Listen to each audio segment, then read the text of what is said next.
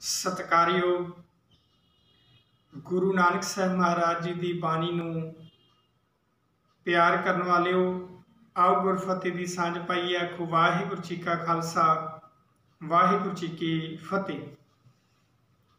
अज बड़ा ही महान दिन है। गुरु तेग बहादुर महाराज जी की शहीदी दिवस नूं देशां विदेशां विच वसदियां गुरु नानक नाम लेवा सिख संगतां बड़ी धूमधाम ते शरधा दे नाल मना रही हैं। गुरु तेग बहादुर महाराज जी का जन्म 1 अप्रैल 1621 नूं अमृतसर की धरती ते पिता गुरु हरगोबिंद साहिब अते माता नानकी जी की कुख तो हुंदा है। हर पिता दे वांग गुरु हरगोबिंद साहब महाराज जी ने अपने पुत्रां दियां सारियां ख्वाहिशां नूं पूरा करन दा यतन कीता। उन्हां नूं उस समय की तलीम, दुनियावी विद्या, घोड़सवारी, तलवारबाजी, नेजाबाजी दे विच भी निपुण किया। गुरु हरगोबिंद साहब महाराज जी के अकाल चलाने तो बाद बाबा त्यागमल जी, जिन्हां नूं तेग बहादुर कहा जाता है, उस तेग बहादुर ने वख-वख थावां दे उत्ते जाके गुरु नानक साहब महाराज जी की सिक्खी का प्रचार ते प्रसार करने दे लई यतन किए। गुरु हरकृष्ण महाराज जी के ज्योति जोत समाउण तो बाद आप गुरु नानक की गद्दी के नौवें वारस बने। जिस समय गुरु तेग बहादुर महाराज दिल्ली के तख्त ते बैठे साध संगत, उस समय दिल्ली का बादशाह औरंगजेब सी। वो औरंगजेब जिहड़ा अपने पिता, अपने भरावां नूं कतल करन तो बाद इस तख्त के उत्ते बैठण विच कामयाब होया सी। उहदी सोच के मुताबिक दुनिया के अंदर इक्को ही धर्म का बोलबाला होना चाहिए, इस्लाम का। उहदे कन्नां के अंदर इक्को ही आवाज़ पैनी चाहिए है, अल्लाह की। सारे पासे उहदियां अखां इस्लाम का प्रसार देखना चाहदियां सन। इस वास्ते उसने बड़ी योजनाबद्ध तरीके दे नाल काम करना शुरू किया। जिहड़े भी इस्लाम के प्रचार ते प्रसार दे विच रुकावट सन, एक एक करके उन्होंने उलांभे करता गया। जिन्हें इस्लाम के विरुद्ध आवाज़ उठाई उसनूं उन्हें बख्शिया नहीं। इस वास्ते उन्हें कश्मीर की धरती नूं चुनिया, क्योंकि कश्मीर के अंदर मन्निया जाता सी कि विद्वान पंडित लोग कश्मीर की धरती ते रहिंदे हन। जे इत्थों के लोगों नूं इस्लाम के दायरे विच लिआंदा गया तो समुचा हिंदुस्तान ते समुचे इलाके के लोग जिहड़े हन वो इस्लाम के दायरे विच आ जाणगे। इस वास्ते उसने अपने एक गवर्नर नूं भेजिया ते जाके उसने कश्मीर के लोगों के सामने 2 शर्तां रखियां, जां इस्लाम धारण करो ते जां मरन वास्ते तैयार हो जाओ। हुण जदों अचानक विपता पैंदी है, उस समय दिमाग भी सुन्न हो जाता है। उन्हां लोगों ने बैठ के मीटिंगां कीतियां, विचार वटांदरा किया कि हुण इस मसले का हल किवें कढिया जाए। अपने धार्मिक आगुआं नूं इस मुश्किल दे विचों कड्ढण वास्ते उन्होंने बेनतियां कीतियां। धार्मिक रहबरां दे अगे जाके अरदासां कीतियां, हवन कीते, प्रार्थनावां कीतियां, आरतियां कीतियां, पर कोई भी आरती, कोई भी धार्मिक आगू उन्होंने इस मुश्किल दे विचों बाहर कड्ढण वास्ते उन्हां दा संगी साथी नहीं बनिया। अखीर उन्होंने कहा एको ही सहारा है, जे उसने साडी बांह फड़ लई तो साडा कोई भी वाल विंगा नहीं कर सकेगा, तो जे उसने सानू जवाब दिता जां टाला मटोला किया तो सानू औरंगजेब के जुल्म तो कोई बचा नहीं सकता। वख-वख राज्यां दे लोग, इलाकियां दे लोग इकट्ठे होके किरपा राम की अगवाई दे विच आनंदपुर गुरु तेग बहादुर महाराज जी के कोल आए। आके बेनती की कि महाराज साडे उत्ते विपता आ पई है। इस विपता दे विचों निकलण वास्ते सानू कोई रस्ता दिखाई नहीं दे रहा। किरपा करो, साडी अगवाई करो, सानू इस मुश्किल तो बाहर कढो।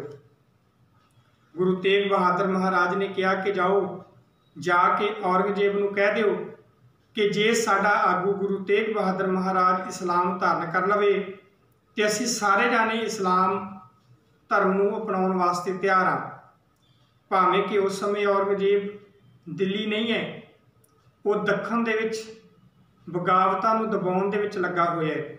इतिहासकार कहंदे ने दखण दा फूड़ा ऐसा सी जिहड़ा औरंगजेब की जिंदगी नूं खत्म कर गया। अद्धे तो ज़्यादा जिंदगी उसकी दखण की लोगों की बगावत नूं दबाउण दे विच लंघ गई। सो साध संगत जदों उसनूं पता लगा तो उसने गुरु तेग बहादुर महाराज की गिरफ्तारी के वारंट जारी कर दिते। गुरु तेग बहादुर महाराज जी नूं गिरफ्तार करके लिजाया गया। इतिहासकारां दे वख-वख विचार ने। डॉक्टर प्यार सिंह के मुताबिक गुरु तेग बहादुर महाराज जां पटवइयां के मुताबिक गुरु तेग बहादुर महाराज दिल्ली तो पहला उन्होंने बस्सी पठाना की जेल दे विच रखिया गया, जिथे उन्होंने दे उत्ते वख-वख अत्याचार किए गए। उन्होंने इस्लाम के दायरे विच लियाउण दे लई यतन किए गए, पर जो सारे यतन फेल हो गए फिर उन्होंने दिल्ली लिजाया गया। दिल्ली लिजाउण दा भाव यह सी कि उन्होंने मौत के घाट उतार दिता जाएगा, पर उत्थे भी कुछ यतन किए गए। उन्होंने जिस्म के उत्ते तशद्दद किया गया, उन्होंने काल कोठरी दे विच बंद किया गया। एक इस तरह का पिंजरा तैयार किया गया जिहदे विच वो ना पूरी तरह खड़े हो सकते सन, ना वो पूरी तरह पासा वट सकते सन।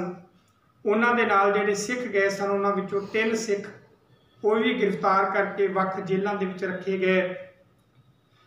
हर एक दे सामने इक्को ही शर्त सी, मौत जां इस्लाम जां करामात।